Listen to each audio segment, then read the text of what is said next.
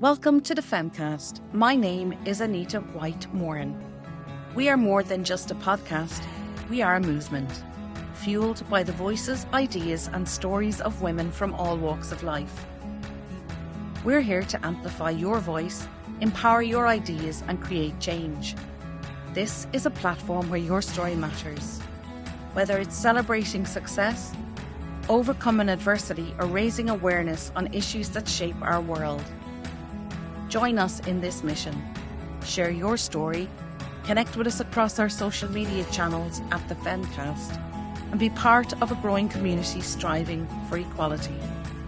This is the Femcast. Welcome to the new series of the Femcast, where we delve into the lives and stories of remarkable individuals who have made a significant impact on society. Today we have a deeply moving and inspiring episode featuring Sam Beckinsale, a renowned British actress and a powerful advocate for women experiencing coercive and controlling behaviour, as well as financial abuse. At the height of her fame, Sam starred in a highly successful TV series that captivated over 17 million viewers each week. However, behind the scenes, her life took a dark turn when she met a man who initially showered her with affection, only to gradually take control of her life, finances and autonomy. This insidious relationship broke her down bit by bit, leading her and her young child into homelessness. Despite these harrowing experiences, Sam emerged stronger and more determined than ever. Today, she collaborates with the Crown Prosecution Services and the police to raise awareness about coercive and controlling behaviour. She also serves on the Employers Initiative on Domestic Abuse Advisory Council, working alongside the NHS, political figures, the BBC and the Domestic Abuse Commissioner Nicole Jacobs. Through her advocacy, Sam has found healing and purpose, helping other women and children, bringing the much needed awareness to these issues and fighting for legislative changes to recognise financial abuse within the judicial system. Please note this episode contains discussion of violence, coercive and controlling behaviour, and the severe impact these can have on victims, including instances where victims have taken their own lives. Listener discretion is advised. Join us as we explore Sam Beckinsale's journey from a celebrated actress to a tireless advocate and learn how her story is making a difference in the fight against domestic abuse. Hi, Sam. You're very welcome to the podcast. It's lovely to have you on. It's lovely to be on, and thank you for having me. It's glorious to see you, my darling.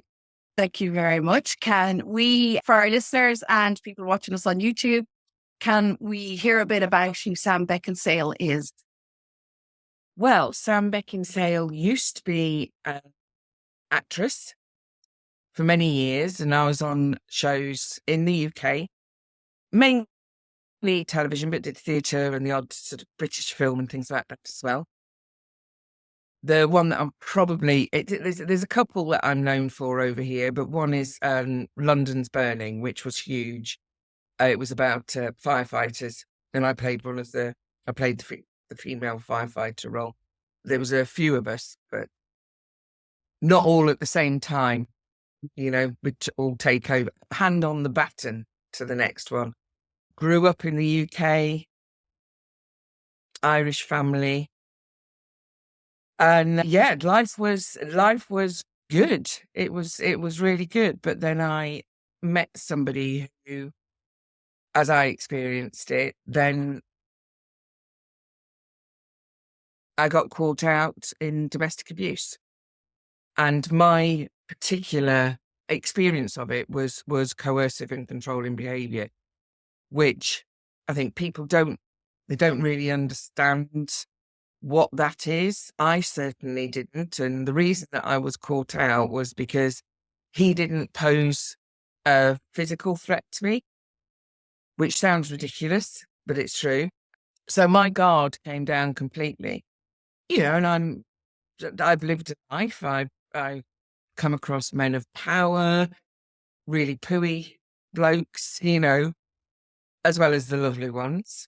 And even sort of come face to face with a jump out of the hedge at you rapist. So I'm not inexperienced, but I did get called out. And when I discovered or came to understand that no, it's not you, it's them, and they will not only carry on with you post separation, but will carry on and do it to others, I sort of made a decision that whatever small platform my old career had given me, that I would use it to try and help others as best I could, whilst I could, and if I was any use. And it's just grown and grown from there. I never intended to be a domestic abuse activist or even be in this world, but when it happens to you, you do go through what I describe as this weird portal. And there's this whole world that you didn't realize existed. It's so rife in our society in so many ways. We've got laws, but they're not effective. We've got people in the criminal justice system and in the domestic abuse sector trying to make it effective. And there are actually more than we realise in the police and Crown Prosecution Service and people like that. But ultimately, the people who decide whether somebody's guilty of domestic abuse or not are the jurors. And that's the general public, us as a society. Now, we've changed society before, whether it was drink driving, smoking, wearing seatbelts, so we can do it. I feel it's not unlike how we understand now about paedophiles and child sexual abusers, where we know that their behaviour, even just, it isn't within normal societal bounds, even the extremes of it. And we don't yet think that way about domestic abuse. What perpetrators of abuse do is, for me, so outside the normal societal bounds that we actually can't comprehend it. And I think that's why victims struggle, certainly at the beginning, to grasp what's happening to them. When you start saying it out loud, it sounds utterly ridiculous, or it's a really difficult thing to get your head around, to comprehend that somebody would do that to a stranger, let alone somebody they purport to love. So now I'm patron of Broxtowe Women's Project, who are a grassroots women's organisation, and they also include children, which was very important to me. And I do really champion the grassroots organisations because they carry a huge weight and they don't get a load of funding. And I would just put a call out to anybody, wherever you live in the world, if you've got a local domestic abuse grassroots organisations, please just go along and just see if you can support them in any way, having a coffee morning or anything, to support them. I'm also an ambassador for Surviving Economic Abuse, which was a real revelation to me about how money is weaponized in these relationships. And it's now illegal. Economic abuse is now illegal in England and Wales under the domestic abuse law, along with post-separation abuse. But it's still difficult, I think, for people to understand that it's not about having a lifestyle that you want, but about, if I had control of you, if I had control of your money, your home, whether you worked or not, how you spent it, if you spent it, if I could throw you out of your home, say, if you had another relationship for more than 6 months, or if, you did anything that I didn't like, I'd have complete control and power over you as a human being. And so it's not about lifestyle, it's about survival, and it's about basic human autonomy. And we do need money to live these days. We can't go and build ourselves a mud hut and forage in the woods. Well, we can, but the planning laws probably would. Do you know what I mean? It's just not. Yes. We need it.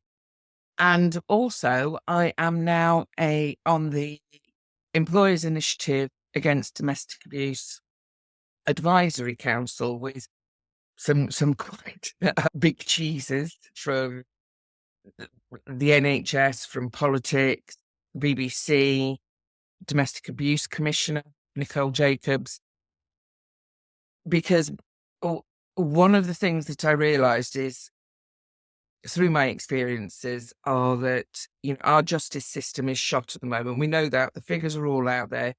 We've got the laws, we've got people trying, but say for instance, rape cases are 1%.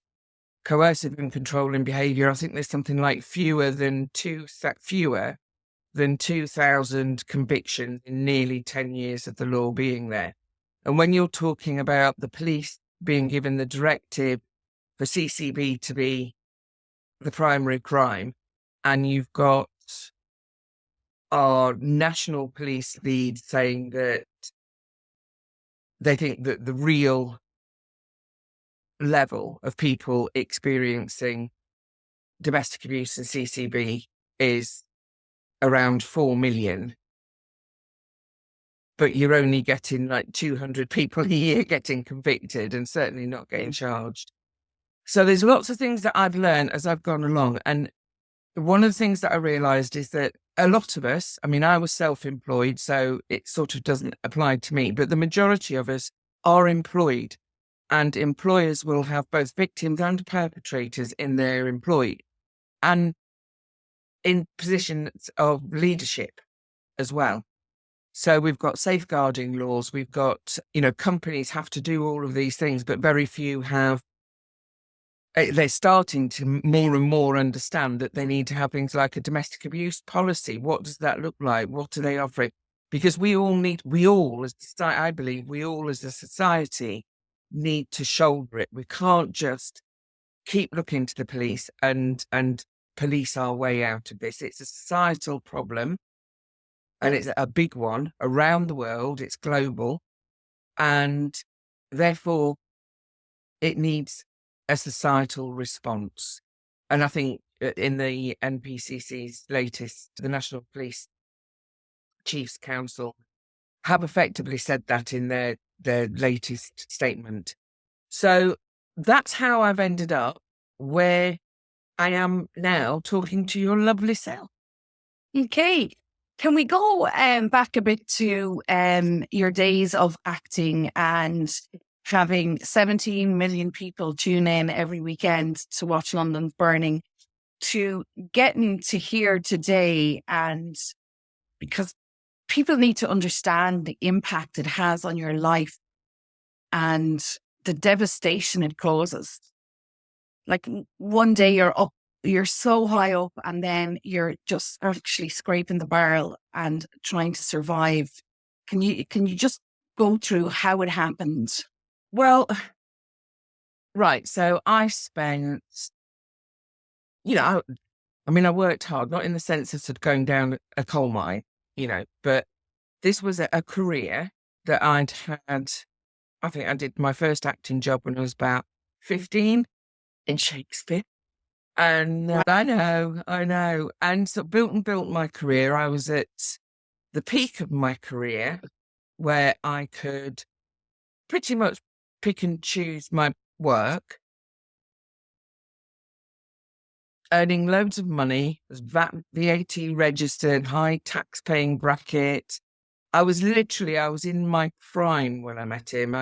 I also had a sideline, so on London's Burning, we all had nicknames, it's quite often something that happens in the actual fire brigade as well. So I was known as Freehold because my sideline was in property. I love property and property development, and not in the sense of just to make a load of money, but I did.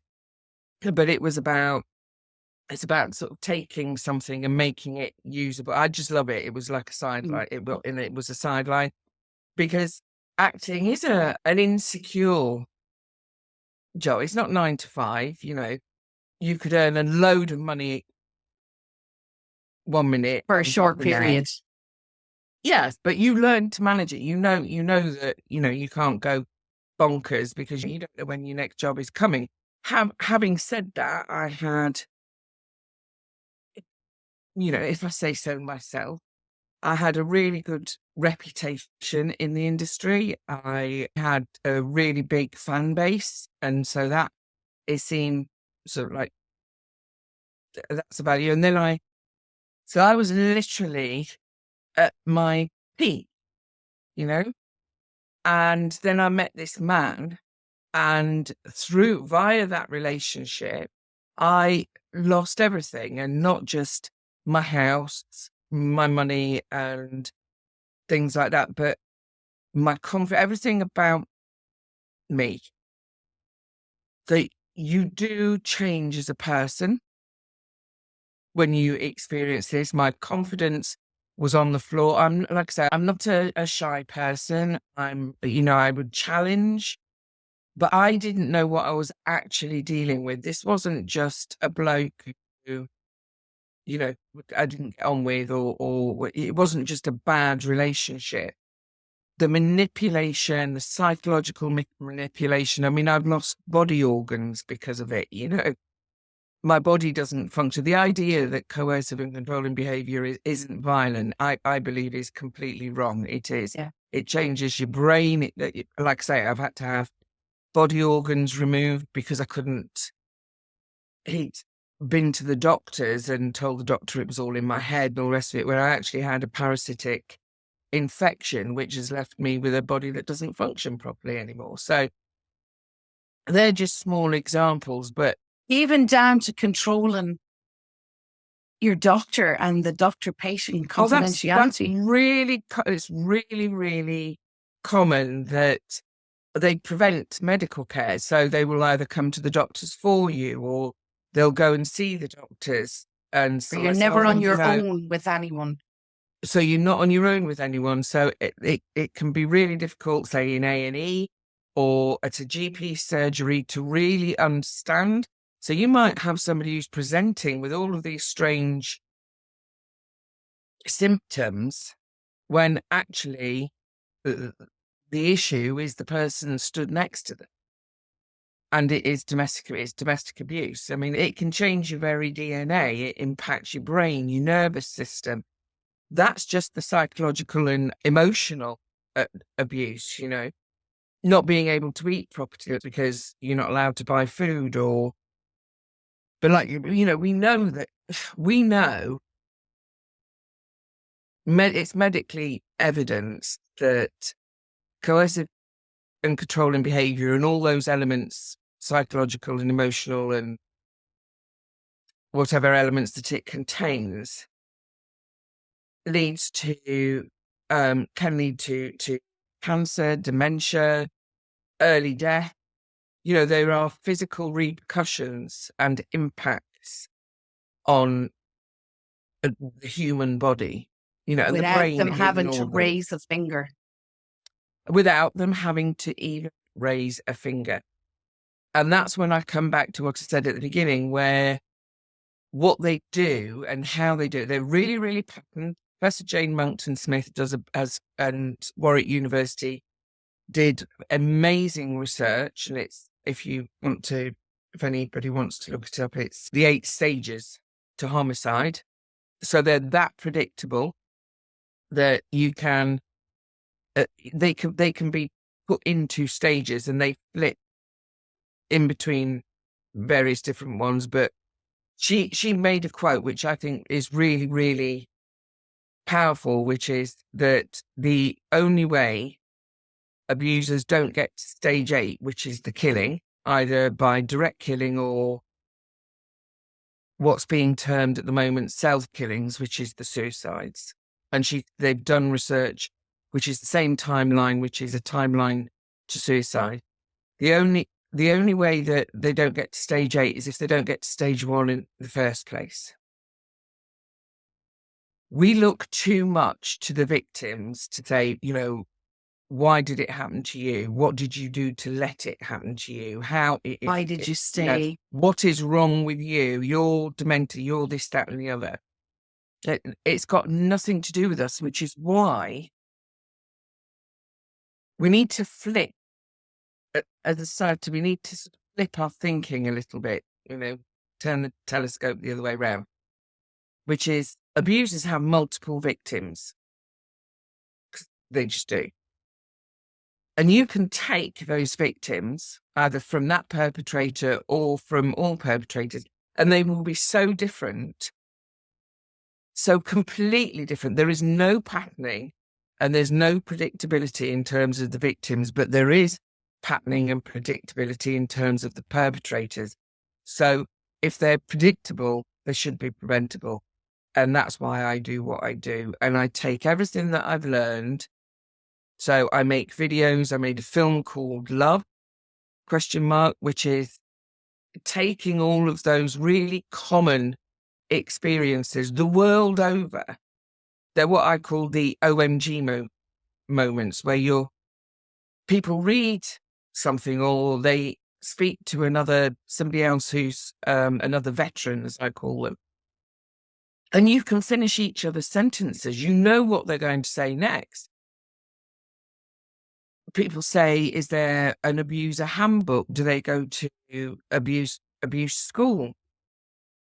And when the penny drops about how patterned and predictable they are, it really does change how you think about the experience and helps you really realise that there's nothing you could have done for that behaviour not to happen, because it wasn't you causing the behaviour.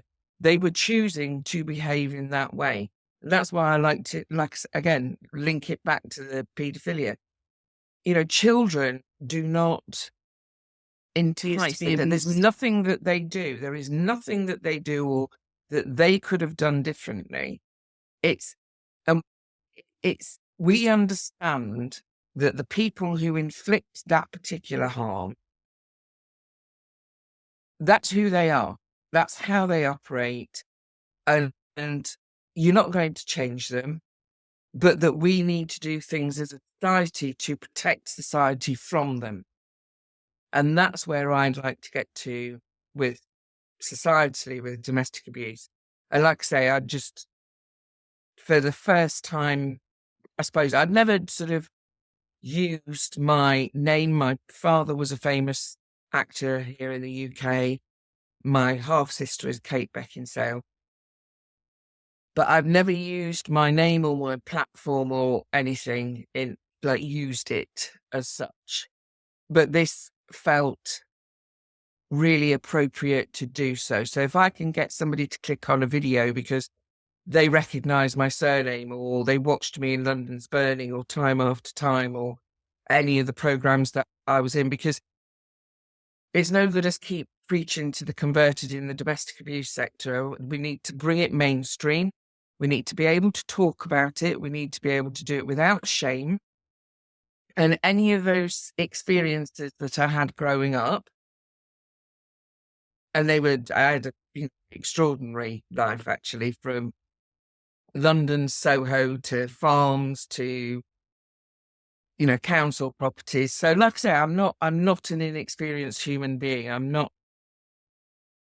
an innocent. Fielded or, wrapped up in cotton wool. Yeah. You have lived. A lot of people kind of assume that maybe I've lived a bit of a gilded life, and maybe this was just a shock of reality. It's not. Like I say, I've lived in all sorts of worlds. So it's just the way that my life has been. And I'm blessed for that, I feel. So the things that I've learned in the past, things that I've experienced, and, I've been out with one or two bad boys, let's put it that way. And, I thoroughly enjoyed my romantic life, whether that was long-term relationships or whatever. Not one of them did what he did to me. and what he chose to do with me, to me, in the name of love. So I have got a comparison, Yes. you know?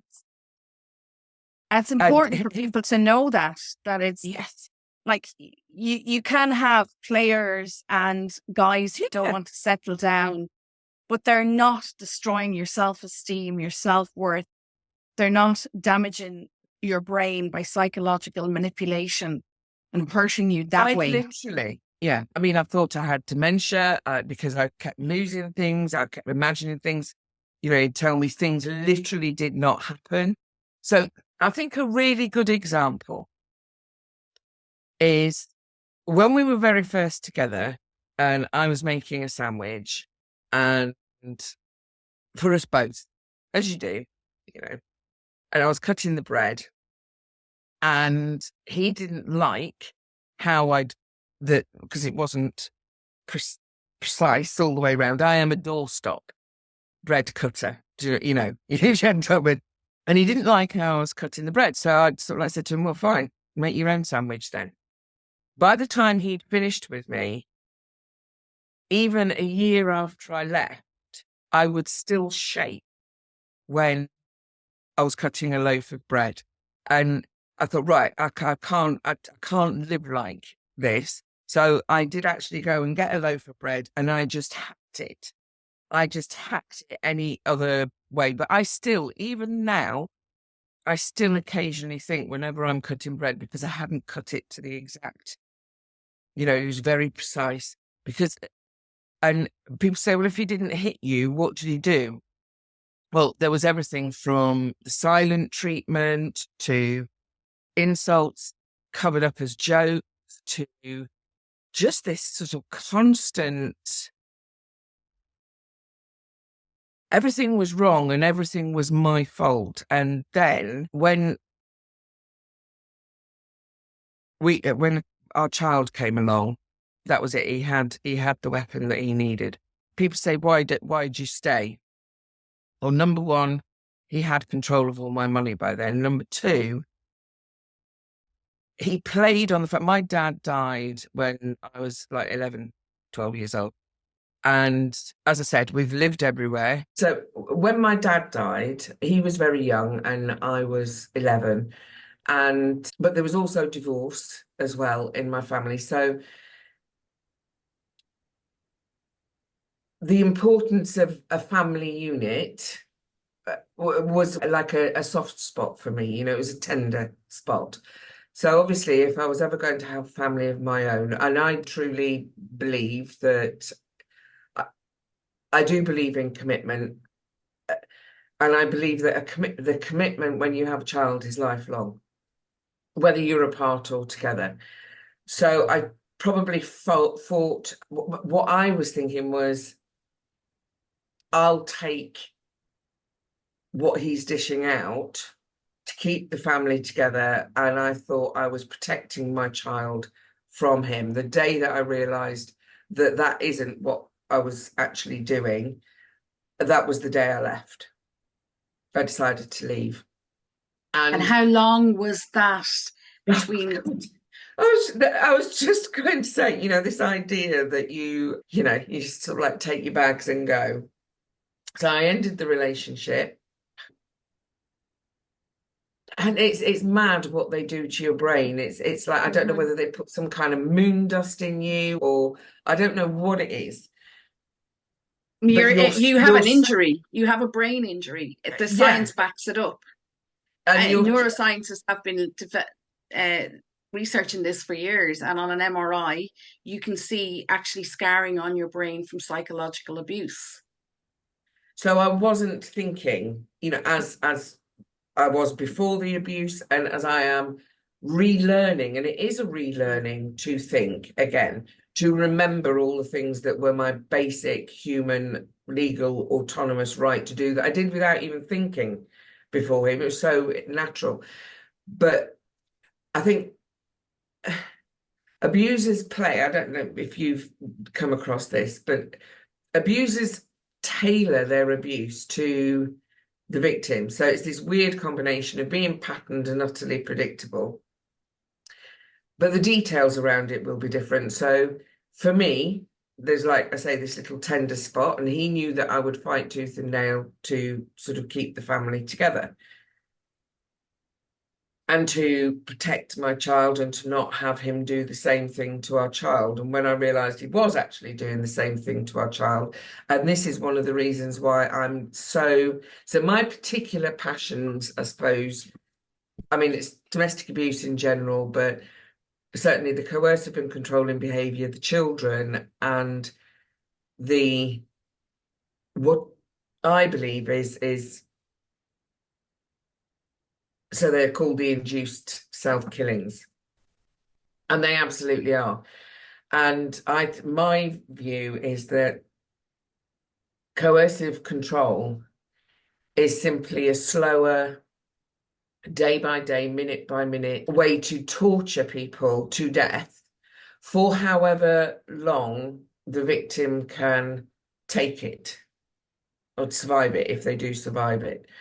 So it's a more long drawn out killing. And like you said about the brain injury, I mean, I certainly was never suicidal before him, and I haven't been after. And the way I think that it shows that it is them is when you are removed or escape and get away from them. Initially, it's absolutely horrendous, and it took me probably a year, 18 months to be able to get us away, like to any element really of safety. So it's not been very long since we've been able to stabilize. That's the other main thing that they do, I think, is that they destabilize everything in your life. So getting to some semblance of stability for you and yours, then you can start healing from it. And that's when you've got the time to breathe, the time to think, but I mean, it's known, you probably know this, that when you leave, and we see it in the press every single day, she leaves him, what does he do? He kills her or her children. I don't know when that became normalized as a response to somebody just not wanting to be with you anymore. You'd think we're desensitized, Sam, because we see it so much. There's 3 women a week dying in the UK. There's Australia has a really big problem with it as well. Like I think it's 58 women dead already this year. We had a As woman does last South week in Africa. Cork. Sorry, I interrupted you. Yeah, it's just we're getting so desensitized and we've normalized it, and it's not normal. No. It's not normal, and we need to bring it like we need to be talking about it every day. I know people like they're fed up of me sharing and writing and reading and talking about it, but I just think if you can save one life and you don't have women that are escaping these awful relationships to get out only for them to go and die by suicide because they just can't take the abuse after. And we know statistically abuse gets worse after they leave. Yeah, and the rough estimate figures, because of course they're only just starting to recognise the self-killings, and they are recognising them. We've had the first coroner's report of a domestic abuse related suicide as unlawful killing, but we don't even really have a law for it, even. No.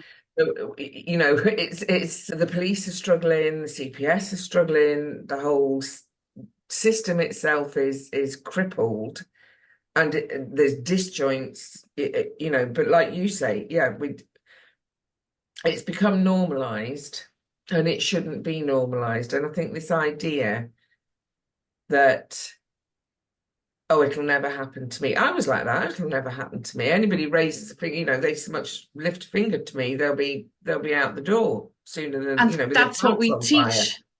That's what we teach the young girls. Like if he ever puts a hand to you, but you don't realize, we never say to them, like if your body is starting to react when you're in a room with him, if you're starting to feel a certain way, your body will tell you anyway. But we never teach young people this, those No. reactions. It's always about the physical, and the physical isn't always the domestic abuse. It's violence in another way. It's violence on your brain. He may as well be That's how taking a I see it. It's baseball just, bat. it's like, yeah, it's violence. It's just another form of violence, you know. And I think we do understand. The thing is we understand it. We understand it, you know, the psychological and emotional torture of prisoners of war. We understand good cop, bad cop. We understand, you know, we understand that. We, as a society, we do know, we can grasp it. And I just sort of hope the more, not everybody, not everybody is able to speak out. It's not safe for them to speak out. But for those of us that can, and not only that, you know, they're not here anymore to be able to speak out.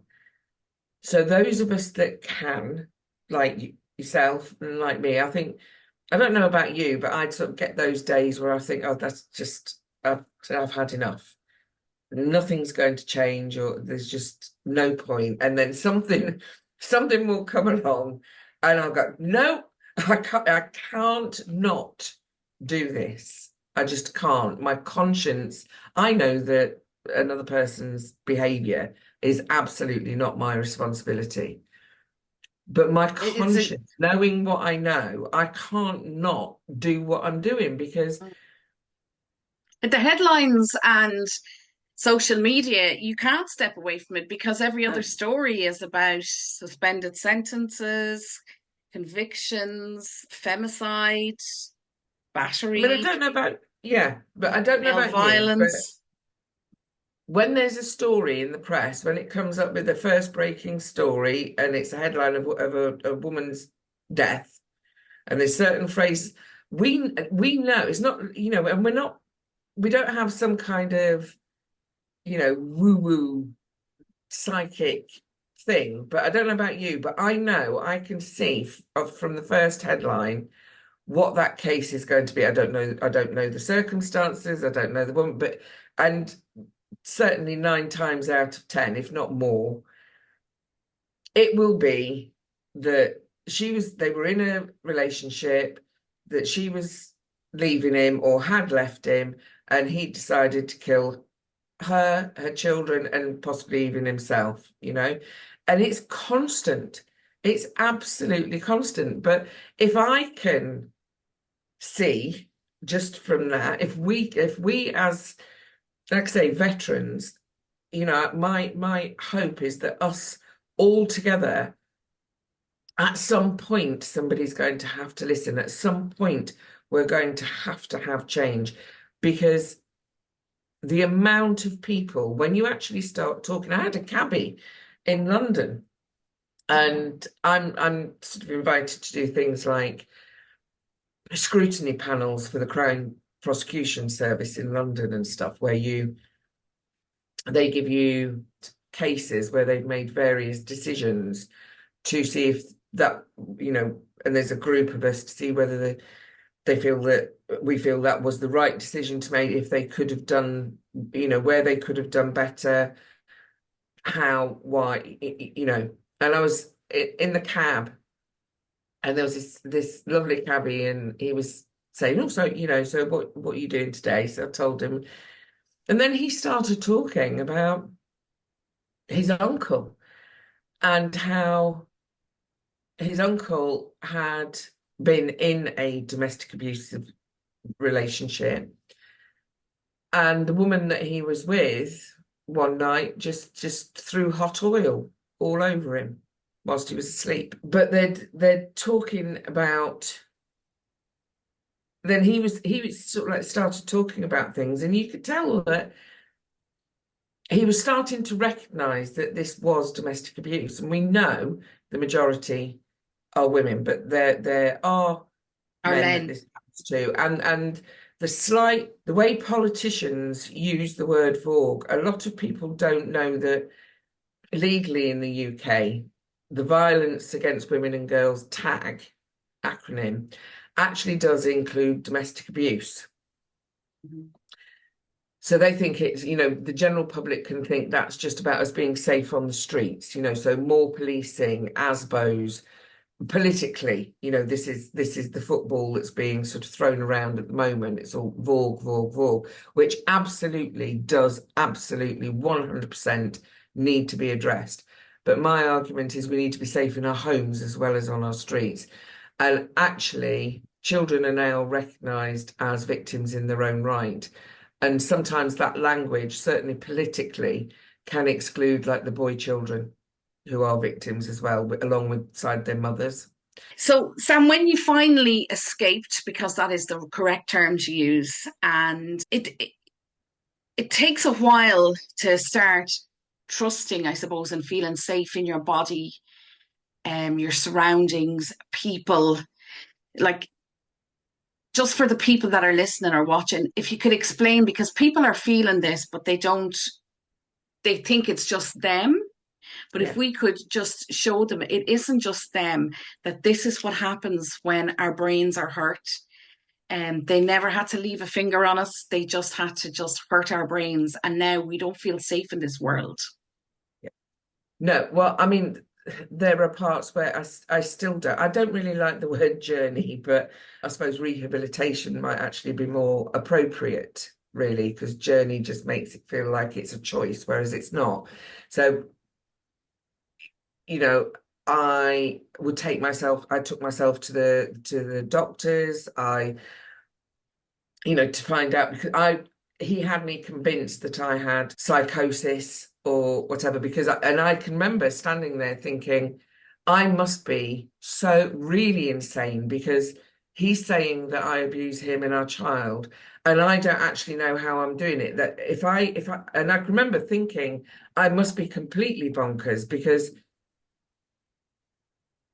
I think I'm behaving normally, yet he's saying different, and my brain isn't equating that.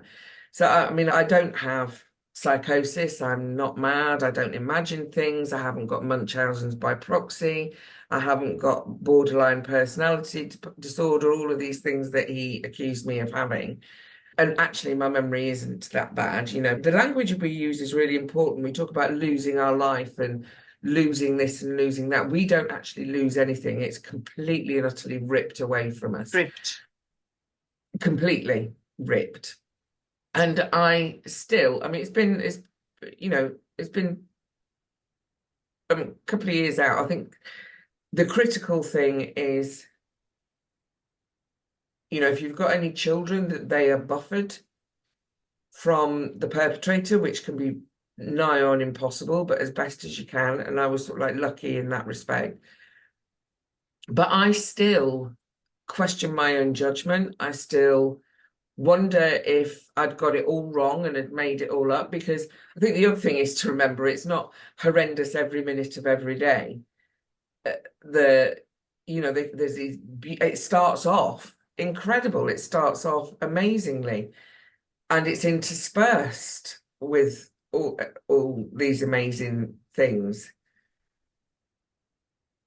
So I think that questioning of your own judgment, that's still with me. But there's things like, when you've been in a position where they have control of your home, and like I say, I lost everything, but so for instance, with a man, I can't think about even kissing another man, let alone falling in love or anything like that. I have been told that what happened was rape, but again, it's not that sort of standardized vision that we have of it. My body is just not what it was. I don't trust people the way I did. And I went through a little phase, I don't know about you, but I went through a phase where I sort of like thought, well, I'm just going to have to, because when you do start understanding a bit about what's happening to you, I think you do start to see abuse everywhere. And I think it takes a while for you to realize that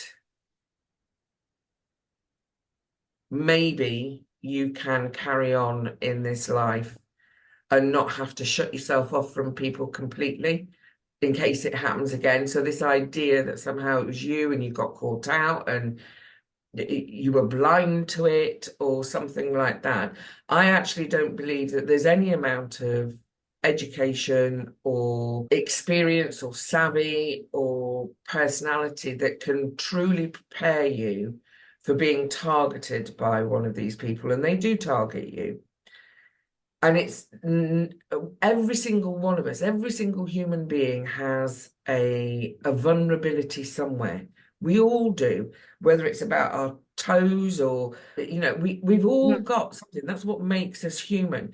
The difference is a healthy partner doesn't target that and use it against you, whatever it may be, to belittle you, to break you down, to enjoy and revel in the win of breaking you down. I mean, mine said to me, the bigger somebody was, either physically or status or whatever, the more he enjoyed bringing them down.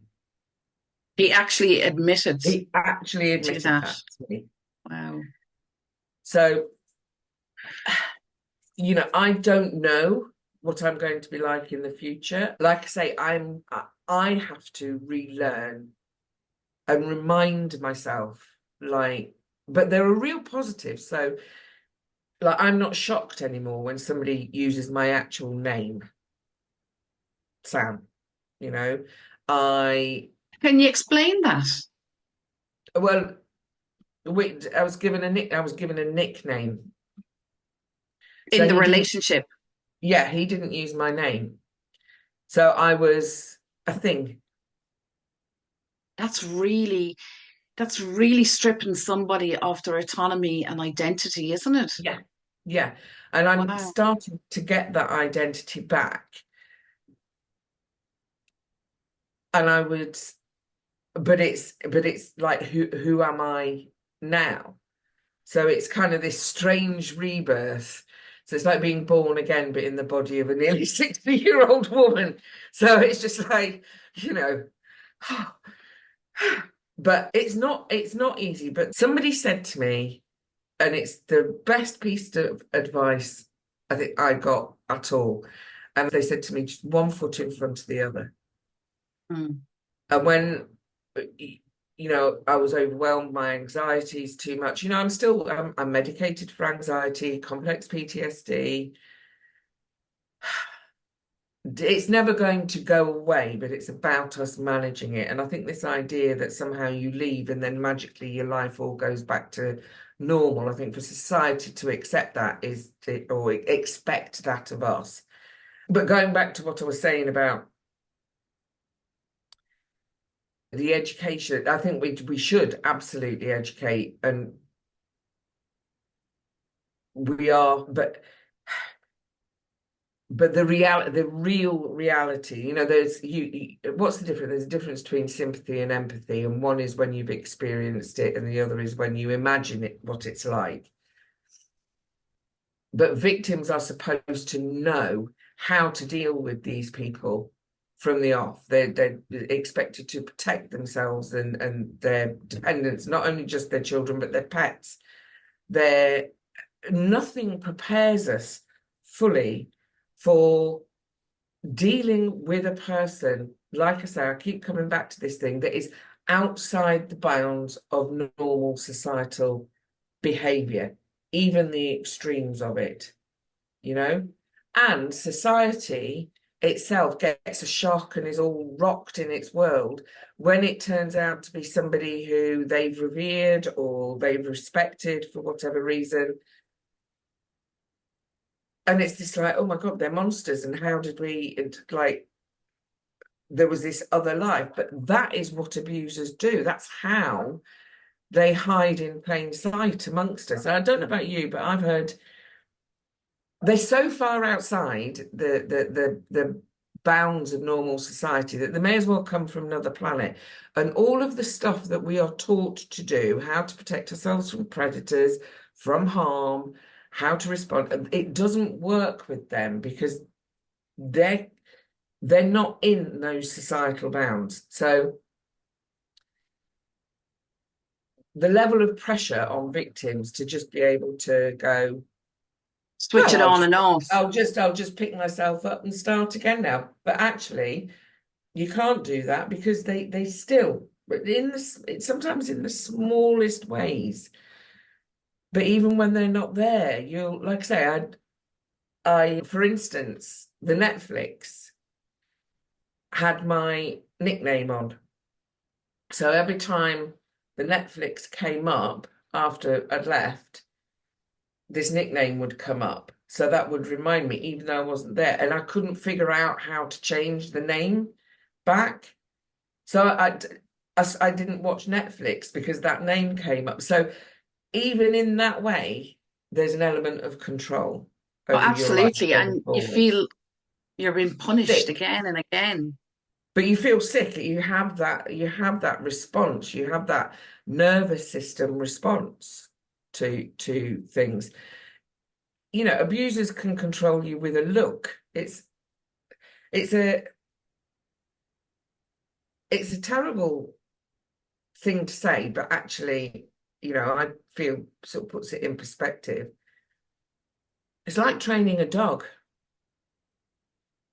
I think that's how they sort of see it. It's like they train you with punishment, reward, Silent treatment, um, passive say aggressiveness. passive. And this was the thing. I've used the phrase passive. You know, you use the phrase passive aggressive. I really, really understand the meaning of that word now, and just how aggressive it actually is. I think we focus far too much on the passive and not on the aggressive. I Yeah. think to me that's just a way of brutalizing somebody, but without physically doing it, you know. So yeah, I mean, I think you can go back and sort of like think, oh, what could I have done differently? Or Well, but again, how do you prepare young Sam and say, one day you're going to meet somebody, he's going to completely and totally love bomb you. He's also going to hurt you really, really. He's going to be so brutal with the delivering of it, but he's not going to put a finger near you. How do you prepare people? Like you say, you can't prepare anybody for that you can't. But because I you go so in I with a big heart, and you're open to love, a relationship, a family. Imagine having to teach somebody that. Yeah. Um, And what you're then doing is you're cutting them off from yeah, all of those really positive experiences. And that's what and I'm the saying. good stuff. Yeah, I went through a phase where I thought, well, that's just how I'm going to have to be going forwards. And then I thought, no, because that's changing me, who I am. And why shouldn't I still have those, you know, whether it's family, friends, or whatever, still have those loving feelings, be able to have a hug with somebody again, you know? You can't prepare, and I think that's the problem. You can't prepare people, and that's what we're busy doing, is preparing future victims for what the predator is going to do to them, rather than us looking at the predators and going, actually, you're not socially acceptable, and we are going to, as a society, exclude you. mhm. So, you know, Absolutely. there's still going to be some that are caught out, but it's about looking at the predator. No, it's just we have to stop this thing of victims having to defend themselves all the time, and to know what's coming at them in future. And if anybody is going through that, I would just say to them, it's not you. Trust your gut, trust your gut, and reach out however is safe to you, whether it's to an online forum, whether it's to something like the Femcast, whether it's your local domestic abuse. You know, just call them and say, is what I am experiencing domestic abuse? Because that's one of the things you're so discombobulated by them. You won't be laughed at, you will be believed. And that can be the very first step. Hearing somebody else say, no, what is happening to you is not normal. It's not right. It's not love. That can be the very beginning Absolutely. for you. And that's what we could do for each other. Every single one of us in society can do it. So whether it's in work, whether it's your neighbour, whether it's somebody in the pub, if somebody discloses to you, because I think a lot of people don't know, so well, it's none of my business. It's, it's a relationship, it's in the home. Actually, It's it is everybody's business. it's everybody's business. And if somebody does say something to you, or if you seeing something happening can be difficult. So it's about being aware of the safety of the person. So don't go announcing anything in front of anybody. Find a way to talk to them on their own if you can, but they're very often isolated and kept away. But if they disclose anything to you, literally just say, I believe you. Mm-hmm. And let's see what we can do about it. But you've got to have safety paramount in your mind.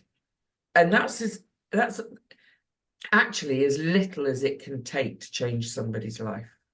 Absolutely, that they're believed and they're not going mad and they're not imagining it, because they can be so gaslit in these relationships. Oh, And then, completely. yeah, then the system gaslights them. And because it's not physical, like you say, and it's to raise awareness and an understanding of what coercive controlling behavior is, because it's only now we're talking about it and we have a word for it. We didn't have a word for decades, and now we do. And now it's just bring the awareness to the younger generations that are coming up behind us and saying, this doesn't feel right. You will feel it in your body. And it's getting the younger generation to feel the things that are happening in their body. Like we've talked about what happened, our bodies. Yeah. But it's also, I think, something sort of quite simple. So if you find yourself, for instance, apologizing for things all the time, for things that you know that actually aren't your fault, and why would you need to apologize for? But if you start to feel, or if you see one of your friends start to change their personality, their positive traits, if they start to go quieter, if they seem to lose their spark, if they start behaving in ways that seem really odd, can't come out anymore, or if they do, they're on edge all the time, or they keep having to report back or something like that. These can be the small things. And if it's you yourself are with somebody that doesn't make you feel like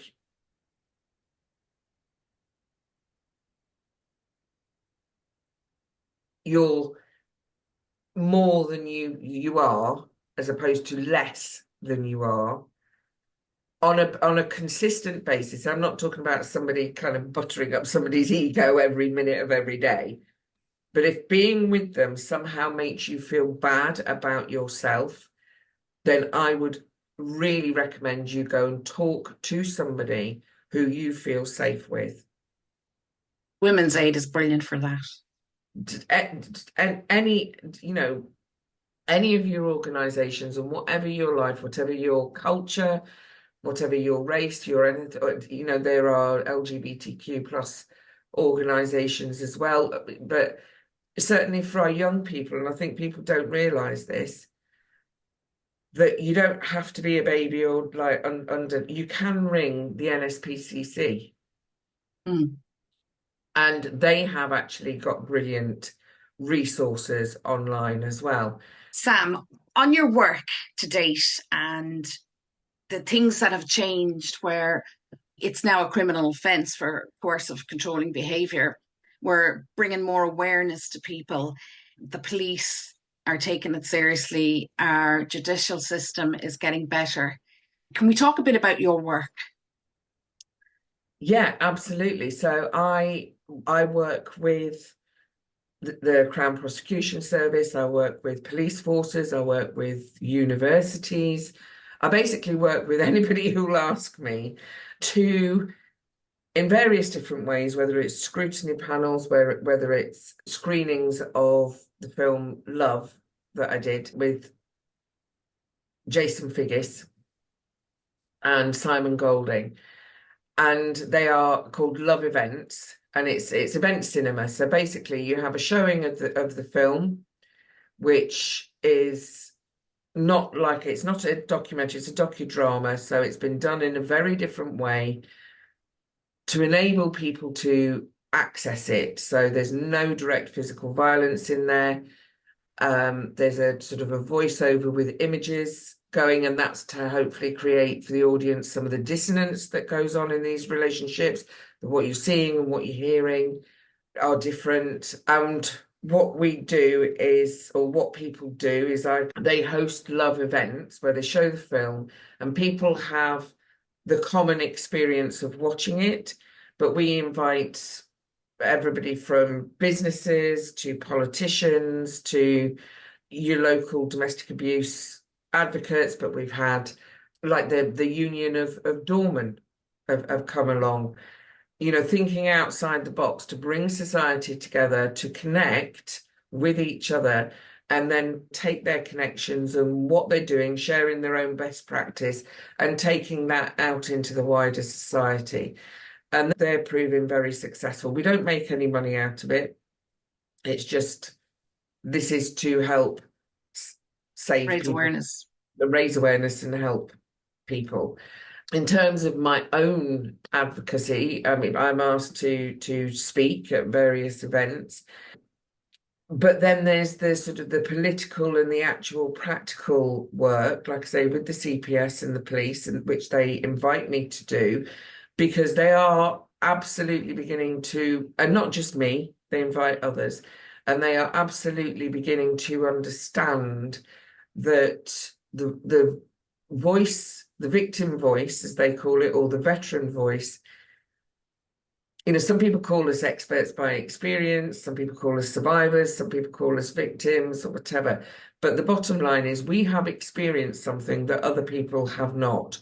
And if you've got a system that is trying to hold people, prevent it, hold people who perpetrate crimes to account and need understanding around that, they've really started to grasp that listening is to those that can speak out is really important, because actually it works better for everybody. It saves time, it saves money, it saves effort.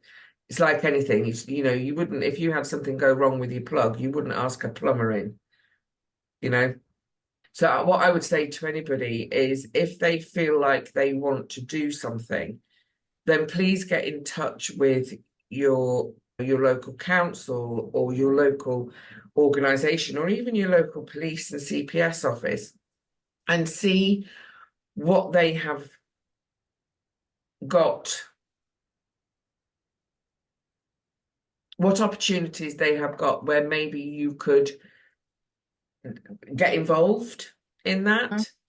I mean, not every police force or not every CPS office and not every court has the same thing the country over. That needs to be, England, Wales, Scotland. Scotland has different laws that are gold standard to England and Wales. Northern Ireland is different again. What I'm saying is, you've got all these different countries, even within Britain, that have different things going on, and there's no uniformity to it.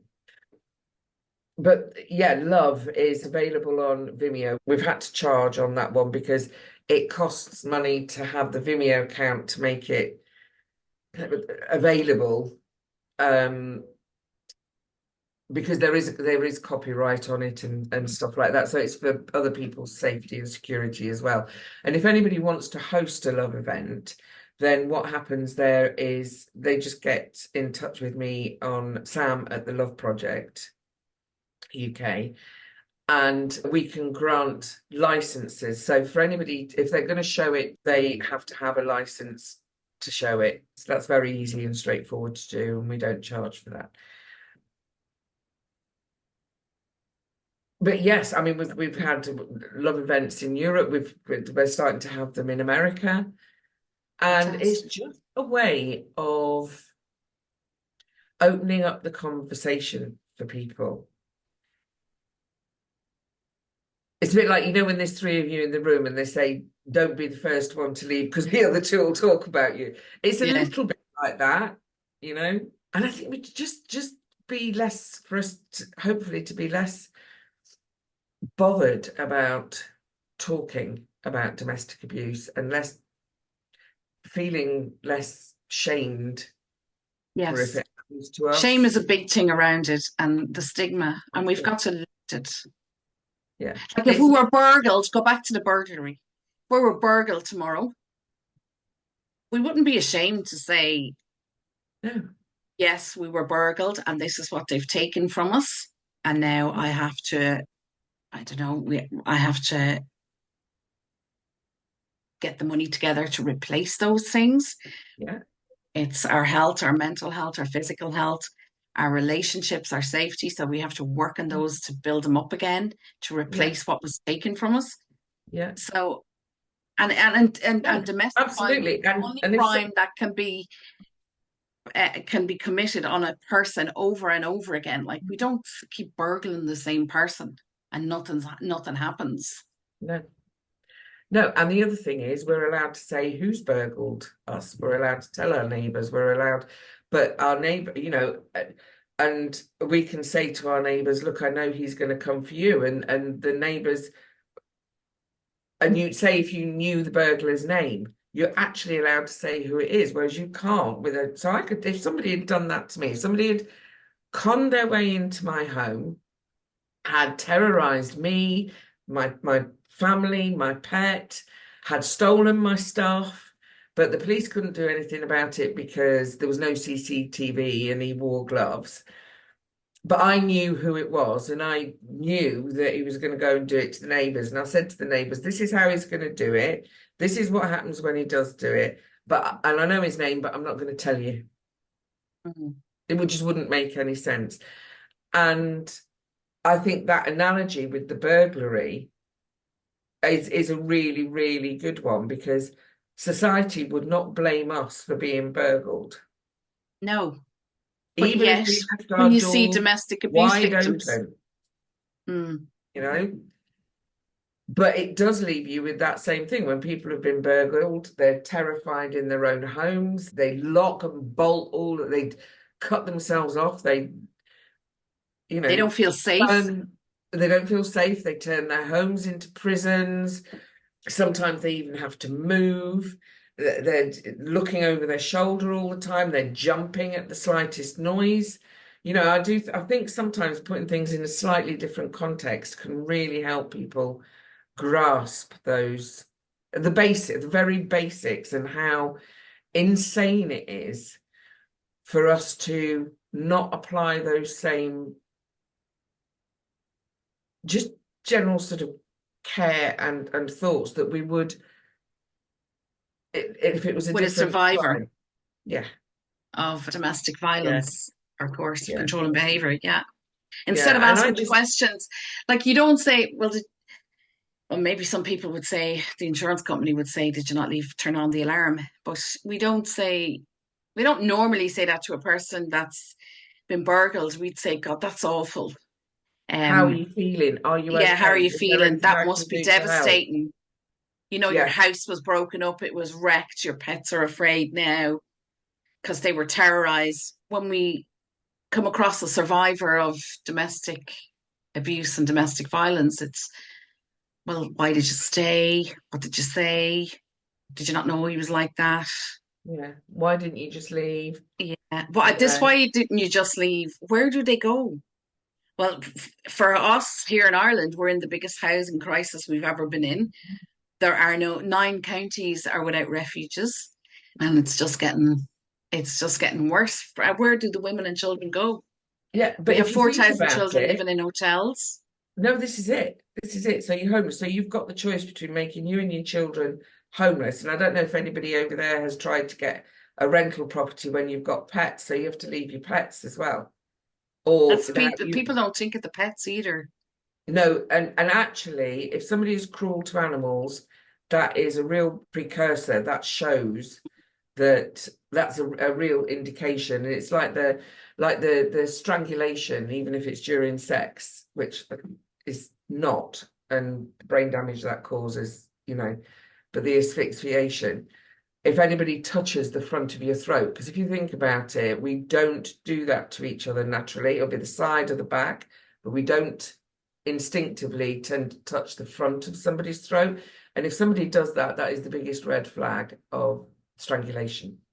So there is information out there that you can do. But going back to the burglary thing, the context, if you think about it, if you're burgled, people don't say to you, well, why didn't you just run away and leave the burglar in your home?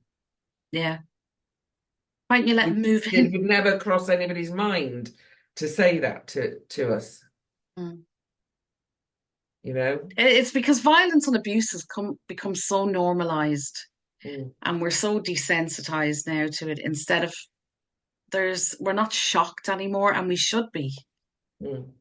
Where is our shock and our rage and our disbelief that they have that sense of entitlement to carry out those acts on another person and have no accountability or consequences? I'm with you on that. Yeah. And then we got to get the men on board and joining us to say, calling out their friends and it might just be like, oh, it's a laugh. It's locker room talk. But it leads to other stuff, and it leads to violence, and it leads to women being murdered. I think that is the thing, is also about us giving the good men the space and inviting them and saying, like, please come walk beside us on this, because I think they can get, this is the other thing, is that they get tarred by a perpetrator's brush, and hopefully they can stand up now and say, not like a kind of not in my name. Yeah, actually I'm not. And that, do you know what, I'd be so grateful for that, just that, you know, just saying that, no, actually we're not accepting that. But I think also the other thing is we as a society, we complement each other,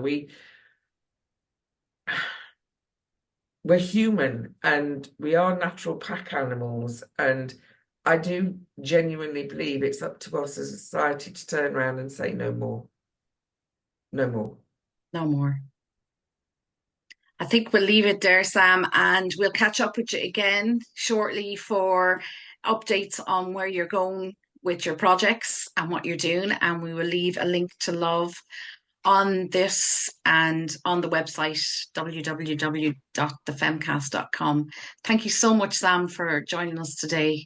Well, thank you for having me, and I look forward to it. Take care. Thank you. Thank you for tuning in to this episode of the Femcast. We hope Sam Beckinsale's story has shed light on the critical issues of coercive and controlling behaviour and financial abuse. If you or someone you know is experiencing domestic abuse, please reach out to local support services or log on to our website, thefemcast.com, for support services in your area. Don't forget to subscribe, rate and review our podcast to help us continue bringing these important conversations to the forefront. Join us next time for more inspiring stories and empowering discussions. Stay strong, stay informed and stay connected. This is the Femcast.